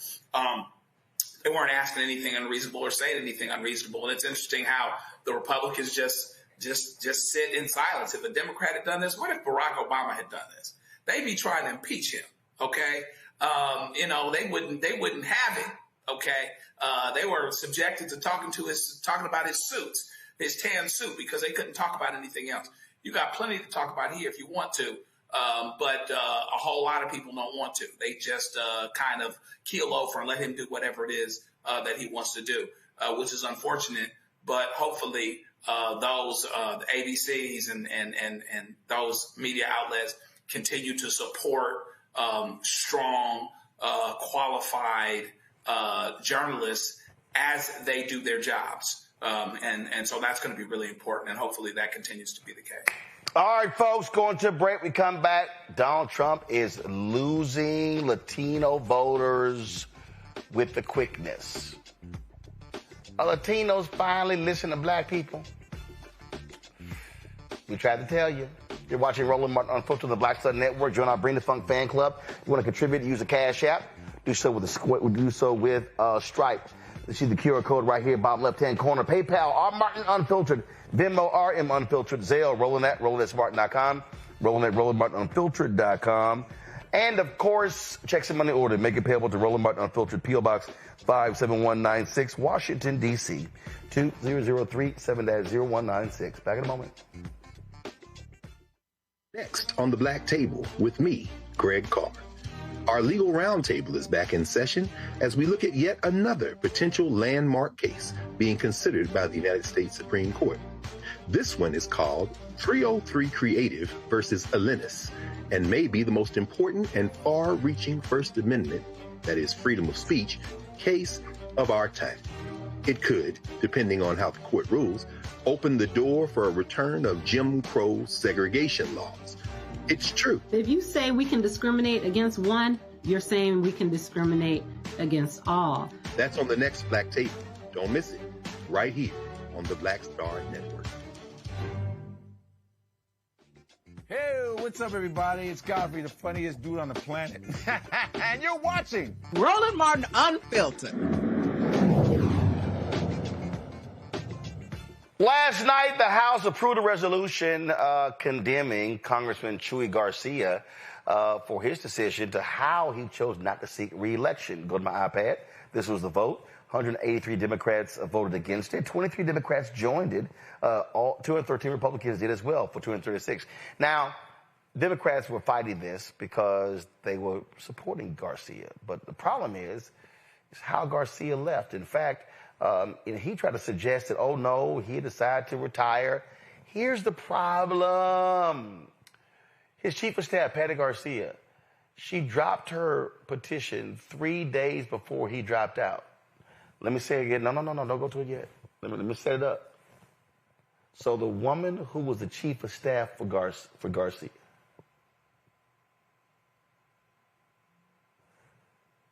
three days before he announces he's not going to run, she files her petition to run. But he said he decided not to run. It was late. And here's the other problem. This is her petition. Who is the first person to sign Chuy Garcia? Come on, bro. This was a setup. He dropped out late to ease the path for her to run for his seat. You can't say you decided late when 3 days before you dropped out, she mysteriously filed her petition. And you the first person who... See, you knew you couldn't announce 3 days before the deadline because you knew others would run. Chuy, that's that bullshit. That's that bullshit. And they should have voted against your ass, and you should have been called out for it because your ass was wrong. Speaking of wrong, Latino voters, we tried to tell y'all asses that man didn't give a damn about y'all, but the proximity to whiteness, oh my God, y'all were just loving y'all oh my God, I love how he hugs the flag. Oh my God, I love how he's an American. I love how he stands with us. We are all one. We are Latinos for Trump. We are Cubans for Trump. We love us some Senor Trump. We made songs and dances for Trump. And Trump got in there and sending y'all asses out of here. Trump is sitting here lighting your asses up. Snatching your mamas and your daddies and your aunts and uncles and your cousins. Just jacking y'all up left and right. We tried to tell you, but no. Y'all was so adjacent to white that y'all wanted to line up with them MAGA fools. Now what y'all gonna do? So now when you look at polling data is showing how Latinos in huge numbers are running away from Donald Trump. In Virginia, big shift to Democratic candidates. The question is, how will this play out in 2026? Will Latino voters finally wake the hell up and realize that Trump ain't their daddy? And he's not going to sit here and save them. And he don't give a damn about them. Latinos are mad about the economy. They're mad about immigration. All of this stuff. We tried to tell you. Chris Towler, director of the Black Voter Project, co-founder of Black Insights Research, joins us right now. Chris, always glad to have you on the show. So, Chris, ain't it amazing what happens when folks learn the hard lesson? What's that phrase? Hard head make for a soft ass? It seems like that's the case here. The CNN poll is really interesting, and Latinos have pretty much shifted directions completely, not just when it comes to approval, but when it comes to their views on Trump handling the economy, and even their views on how Trump's handling immigration. And so kind of full circle here on all of the things that seem to matter the most when it came election time in 2024. See, I'm confused, Chris, because see, all them people talked about how Trump was so good for the economy. They talked about how he was, oh my God, he's going to be bringing in the golden age. Man, we are just going to be swimming in cash and gold bars. And, oh, man, it's just going to be the time of our lives. That's a lie. I think there's a realization as well, not just with Latinos, but with a lot of conservatives and even black conservatives that were, spewing all of this BS for Trump in 2024, that it's just that BS and that there was a lot of misinformation out there being pushed really hard on social media and sort of other non-traditional media platforms that people were just buying into and getting inundated with to a point where, all of the truth didn't matter anymore. And now we're seeing what the truth is. We're seeing, forest through the trees, as they say, and it's very, very clear, as you said before, that Trump and the Trump administration is only for one thing, and that's Trump. And anyone else is on the outside looking in, even those that voted for him and helped him get into office. I think it's telling, too, in the CNN poll that approval ratings for Latinos dipped. Earlier this year, they were real close to where white approval was. Those attitudes have dipped so much that they're almost where black attitudes are now. And black approval has always been relatively low for Trump. Wait a minute. Did you just say that Latinos are so pissed off that they damn near right there with us? Close to it, yeah. Damn. It's almost neck and neck now, where black and Latino approval is both at about 20%, a little over 20%. So it's very telling, if nothing else. See, that's what happens when your windows start getting bust out. That's what happens when they start raiding churches and schools. That's what happens when your ass believe, oh no, they were going to be attacking the violent. They don't give a damn. They don't care. And so now the racists are running the show. Now the thugs are running the show. And now these Latinos, see the problem with the polling, Chris. The problem with the polling is the Latinos are grouped together. Yeah. So you really can't separate the white Latinos from the brown Latinos. See, or the conservative Latinos, the new immigrants from the second, third generation immigrants. And even in this poll, the numbers are so few that it's very hard to say anything here beyond just these really large shifts that are taking place, because, it's a sample of about 1,200 people. But when CNN reports the results, they still have to report people of color together all as one, just because there's not enough numbers to actually dig into these things. And that's going to kill a lot of these campaigns, a lot of these candidates in tight races in places, in Virginia, as we were talking about, Florida, where people are trying to win really close Senate and House seats, if they're not able to dig into these numbers and really see how people feel and the nuances behind what's going on in the polling today. You look at this stuff all the time. Are we seeing black folks harden against this fool? I think so. I haven't done too much national polling recently, but I did just finish conducting some personal interviews with sort of black community leaders in a purple state. And the sentiment in the black community from those interviews is that there is this sense of exhaustion and people are tired of having to continue to fight the system. But that doesn't mean that people are done fighting. And I think there's a renewed sense of hope now with some of the elections that just took place this year.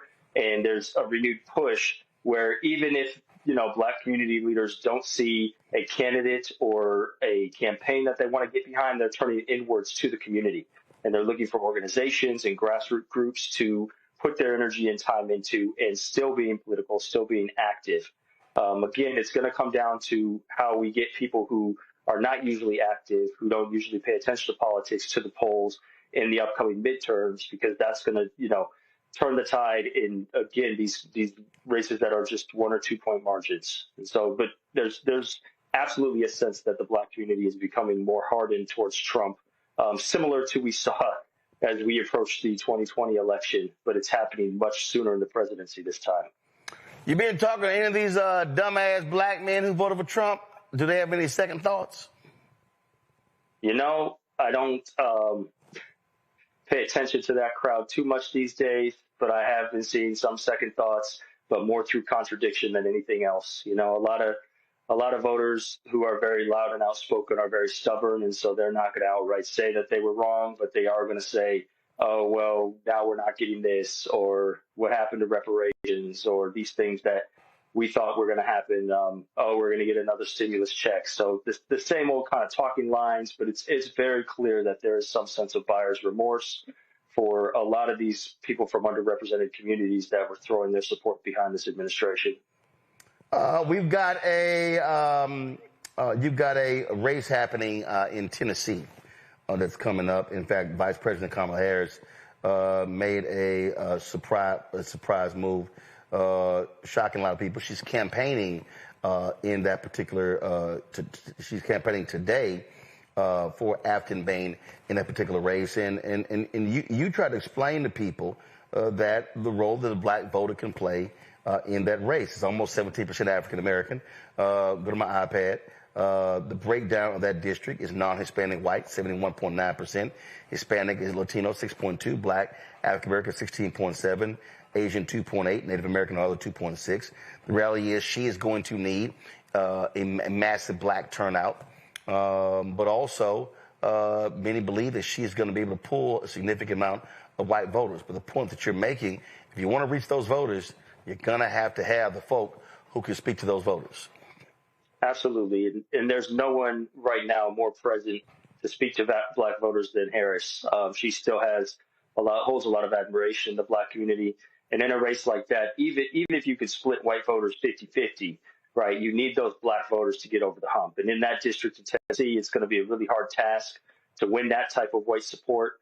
I think right now it's estimated at a 10-point advantage for Republicans. So there's a lot of ground to make up. But say you split white voters 55-45 and you win 90+% of black support and you get black voters to the polls, it's absolutely realistic to think you could win that race. But you have to try and get out as many black voters as you can, because 9 out of 10 of them are going to vote for you as a Democratic candidate. And so, I think it's really brilliant to get Harris out there, especially as this being one of her sort of first campaign stops or back campaigning for people other than her book tour. And so it's going to get a lot of people's attention, especially in the black areas in that district. All right, real quick question from the panel. Joe, you first. Kind of connected. What's the best way for us to continue to inform citizens, voters, particularly black voters, to really, get back in the race, stay in the race as pertains to voting and participation?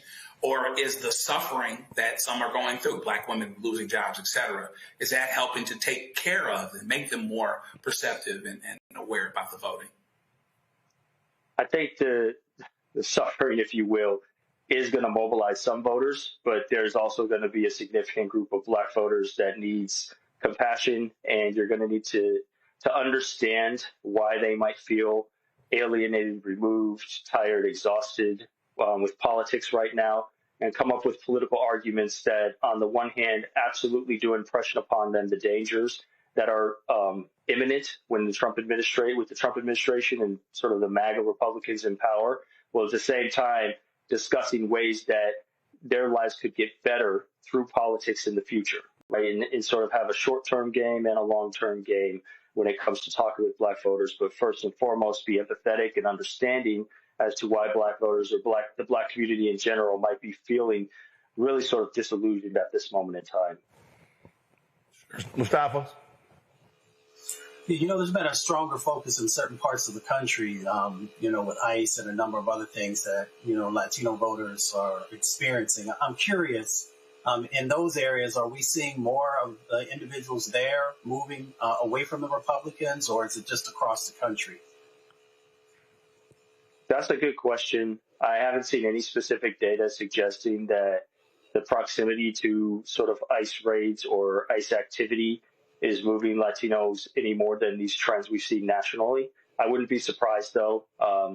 Sort of similarly or related work on Black voters suggests that the movement to send in the National Guard can be mobilizing and likely has in some of these cities. So even though there's no analysis or data out there, I would, theorize or posit that this would have some sort of impact on Latinos and their views of the Trump administration, especially when it's directly affecting their lives, right? That's what makes the big difference here.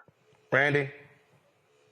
Similar question. Are we seeing a breakdown by gender and age with the Latino voters? Again, I haven't seen anything that is that nuanced when it comes to the polling. And this again just speaks to the limitations of the general polling out there, is that, as Roland said, right, we don't want to just see gender and age, but we want to see national origin. We want to see generation. There's so many different things within each community, the Latino community, the Black community, Asian American community, that can tell us so much about what's going on with these voters, but we just don't get it most of the time because these mainstream news outlets, Beltway polling really just doesn't care to do the work, right? They want to see the national trend, they want to get the headline, and then they move on to the next story.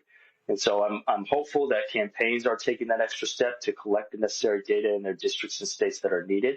But more often than not, right, those are stories that just are not told most of the time. All right. Chris Towler, I appreciate it, man. Thanks a lot. Thank you. All right, folks, going to a break. We come back at our Marketplace segment right here, our Shop Black Star Network Marketplace segment. Back in a moment.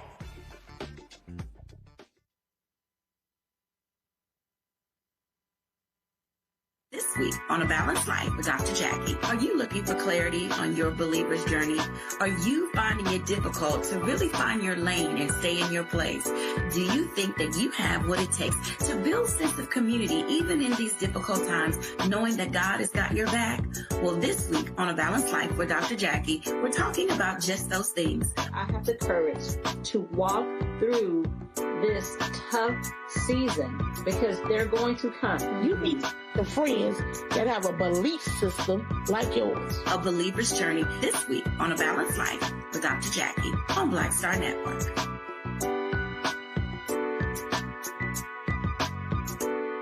This week on The Other Side of Change. Book bans, anti-intellectualism, and Trump's continued war on wisdom. This is a coordinated backlash to progress. At the end of the day, conservatives realized that they couldn't win a debate on facts. They started using our language against us, right? Remember when we were all woke and the woke movement and all that kind of stuff? Now everything is anti-woke, right? When we were talking about including diversity, equity, inclusion, and higher education, now it's anti-DEI. All this are efforts to suppress the truth because truth empowers people. You're watching The Other Side of Change only on the Black Star Network. It's your boy Earthquake, giving Roland Martin something to do, because he don't know what to do. He from Texas. Ain't his fault.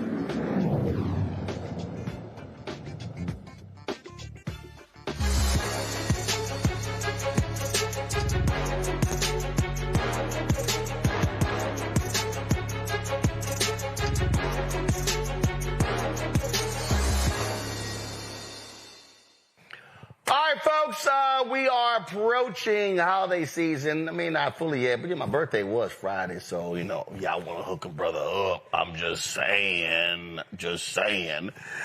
Be Rooted creates culturally inclusive stationery designed to celebrate and empower women of color every day. From bold journals to beautifully crafted planners, Be Rooted is redefining how women express themselves through stationery. Jasmine Foster, the CEO and founder of Be Rooted, joins us from Atlanta. All right, Jasmine, glad to have you here. First of all, ain't none of this for brothers? I mean, y'all play cards. Do you or do you not play cards? No, I understand that. But what I'm saying is, but in the whole intro, all I hear is celebrating and empower women of color every day, redefines how women express themselves. What I'm saying is your stuff for bros too? Well, I see thousands of men on this channel. I want to empower one of my brothers out there and maybe Be Rooted for them, okay? All right, so let's go through this here. So we got a planner here. Yes. We got all sisters on the planner. You can throw Jasmine, you can throw a bra in there. Is the artwork beautiful or is the artwork not beautiful? It is. So we got. And don't you have a woman in your life that would love to receive that as a gift? Well, brother like gifts too. All right, so we got, this is a planner. Hold up, this is a daily notebook. Okay, so give me the difference between a planner and a daily notebook. Okay, so a planner is something that's going to help you get your day more organized. So there's going to be room for you to write down your hourly thoughts. There's going to be room for you to write down your meal plans. We're always trying to make sure that we have getting our fitness together. There's going to be room for your notes versus a notebook is going to be more open-ended. So this is for the girl who's looking to journal, who's just looking to write her thoughts out. She's looking to keep a log of what she needs to do. All right. So then what we got here? We got coffee mug and wine glass. Yeah. So that one says before work and because work, because I don't know about you. Sometimes before work, I need a little bit of caffeine. No. And after work, I need a little bit of, wine does the body good. No, I don't do caffeine. I don't do wine. I'm ready to roll at any time. You don't need caffeine? Jasmine. Yes. You think I would need caffeine? Well, I'm sure there is someone out there that gets it, and if they don't get it, there is a work bestie that would love that gift. Randy shaking her head like, hell no, he don't need no extra stuff. I don't need nothing extra. At all. All right, then also, so you got a crossword puzzle too? I'm sorry, not crossword puzzle. A jigsaw puzzle. So, a warm embrace. Yeah, so hand-drawn puzzle. Mm-hmm. It's going to be a cozy fall scene, 500-piece puzzle, soft touch finishing, something for you and your family to do after work on the cozy weekend where you get to put the pieces together, calm your mind down. And finally, something with a brother on it. We got some playing cards. So we got right here some playing cards as well. Yeah, so it's a set of 2 cards, perfect for the upcoming Friendsgiving, Thanksgiving season when you and your people are going to get together, play some cards. I know you play spades. Do you play spades? Oh, hell yes, I play spades. Okay, so I'm hashtag team whip that ass. So have you ever played spades with cards that have black and brown jokers, jacks, face cards? Like, you haven't seen these before. So these are going to be perfect to bring to the gathering for when you get your people together and you have to teach them a little bit of something on the spades table. Well, I got some black and gold alpha cards over there. Okay, I see you, brother. I'm an AKA. Let me see here. First of all, let me make sure that these cards are appropriate. They're appropriate for real spades players, because not everybody can play spades. Mustafa, you play spades? Yeah, I've been playing spades since I was about 10, 11 years old. All right, smart Rand. Joe had to go. Randy, you play spades? Do I play spades? That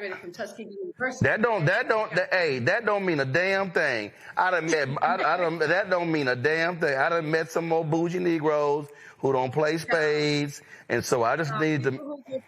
HBCUs, they all know. No. No, you have to survive. I know some HBCU folk who don't play spades. Let's see here. All right, Jasmine, let's see here. Okay, I finally got this damn thing open. Let me see if they pass your test. Let me see right here. Okay, first of all, let's see here. Yep. They got to have a proper. Then when you set somebody, this is the real test right here. This is the ultimate test for if you play spades. Lick the back of the card. All right, it holds. All right, it holds. There we go. All right. So your cards are black approved. Black stamp of approval. Yeah, stamp of approval. That's right. Slap on the forehead approved. All right, Randy, what? Randy, you ain't never did that? No. Randy, you ain't never did that? When you set somebody, you look the back and you set somebody, you're not licking no cards. You look the back and slap on your forehead and you go, your ass set. Your ass set. All right, Randy, your question. Go ahead. Your question for Jasmine.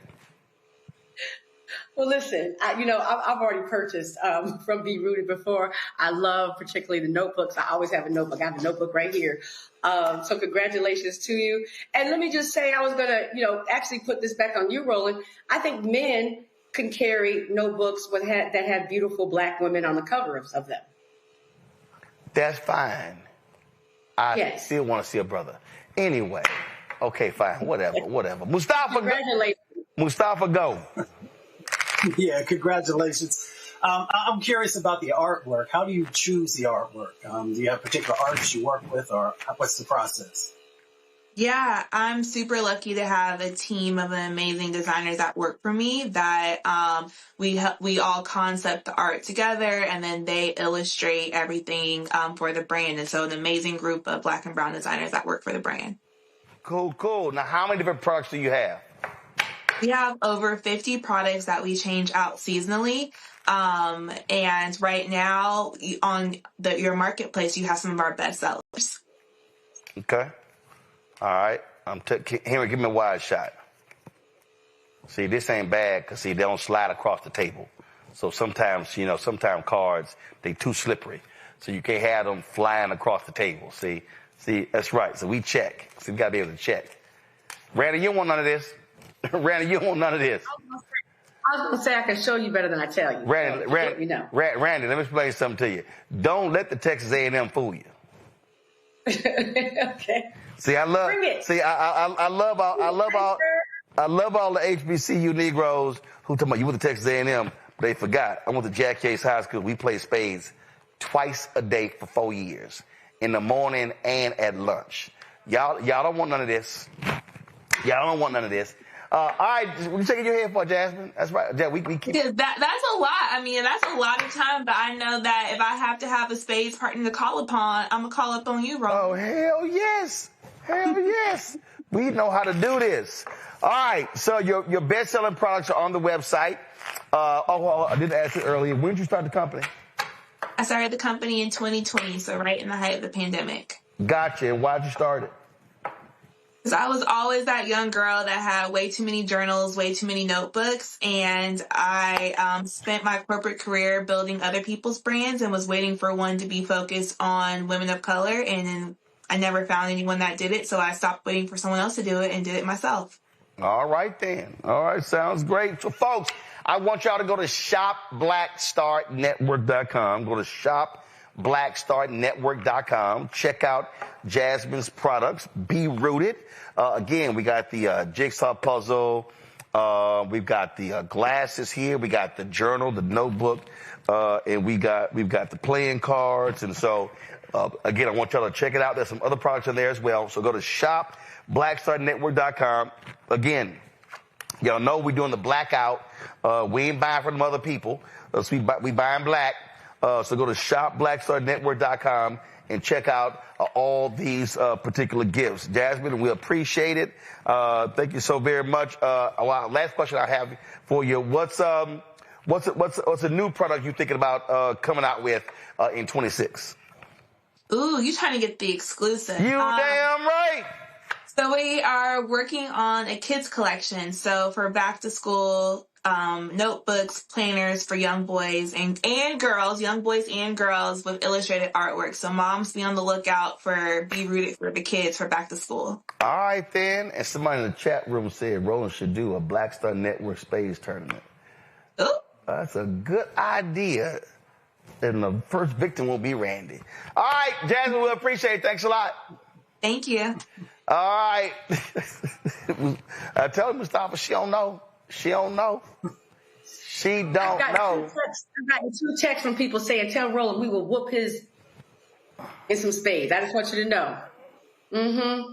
I done heard that bullshit before. Okay, listen, like I said, I can show you better than I can tell. First of all, Brandon, speaking as you showing better, you can tell me.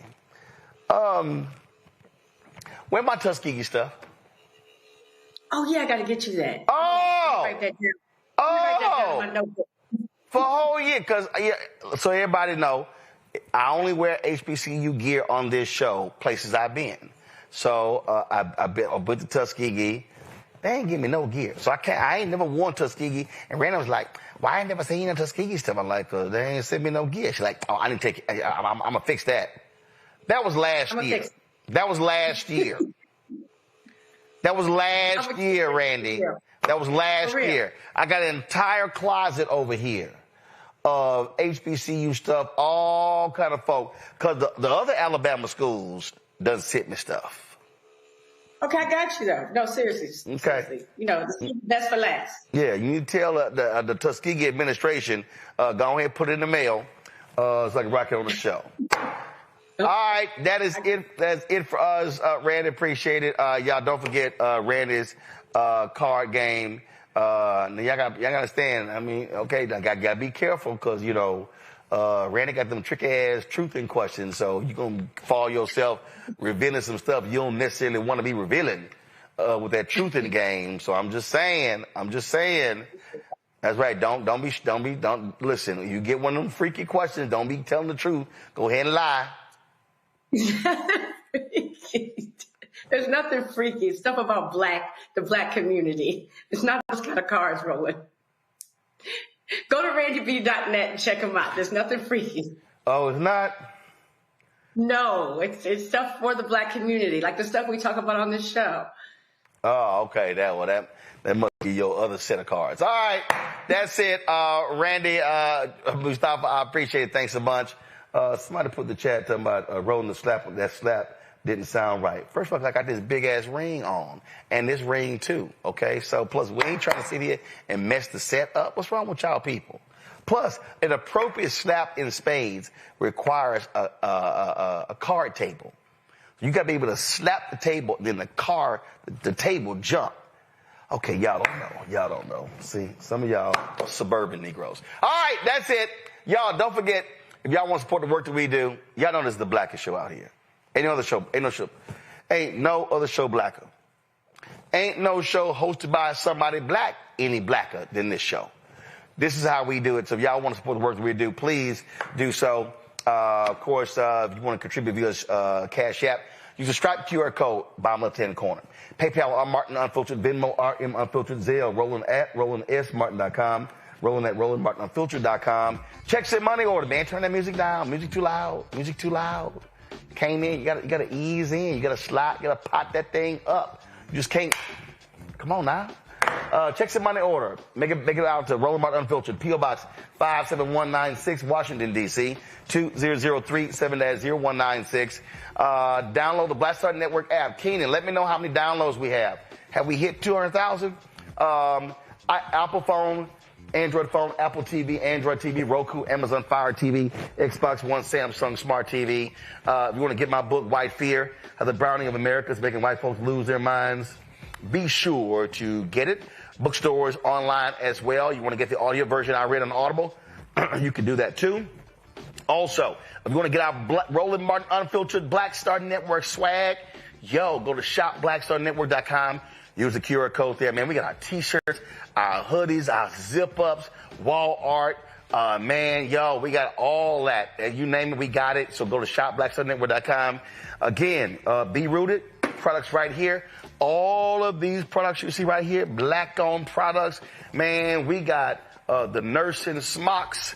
We got the nursing smocks right here. We got the black-owned toilet paper and tissue leafy. We got sauces. We got backpacks. Man, we got black-owned chips. We got hair. We got skin products. We got cupcakes. We got HBCU gear. We got artwork and stuffed animals. Man, we got other jigsaw puzzles. We got car cleaning solution, gym wrap. Man, we got all this stuff on shopblackstarnetwork.com. We got what's this here? What's this here? Oh yeah, this is the fragrances, the perfumes. So we got that too. Plus stuff with Be Rooted. Y'all go to shopblackstarnetwork.com. Everybody, black owned. Go there, check it out. And then of course download the app Fanbase. And if you want to invest, get more information at startengine.com/fanbase. Startengine.com/fanbase. Shout out to Morehouse College. I'm rocking their sweatshirt today. I'm gonna figure out who I'm gonna wear tomorrow on the show. And so y'all know how we represent. And again, man, shout out to Mackenzie Scott. Yo, Mackenzie Scott, y'all. She has given more than $700 million. $700 million. Just keep the camera right there. $700 million to HBCUs. I mean, it seems like every day we get a new announcement of a gift.